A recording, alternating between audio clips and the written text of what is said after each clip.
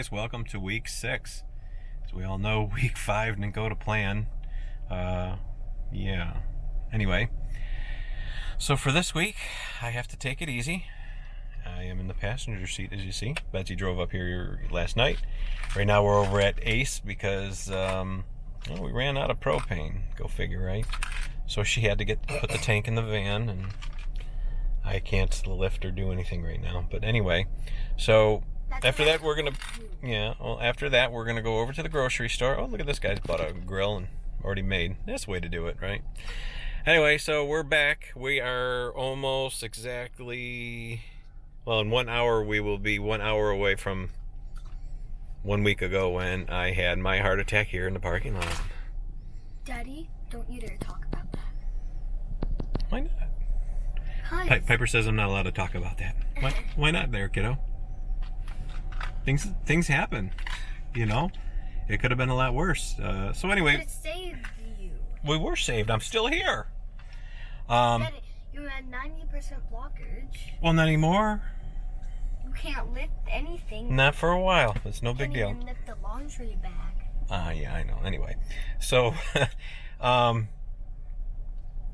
so we're over here doing this, but, I forgot what I was going to say. Wow. Wow, what? You forgot what you were going to say.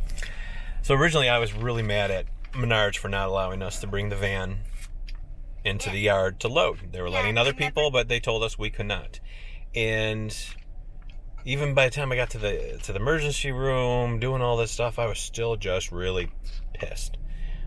But if it wasn't for them not letting us, this smaller heart attack would not have happened. I wouldn't have known about the blockage, and I would have had more of a serious problem sooner than later. So I do believe things happen for a reason. Why it happened that way, I don't know.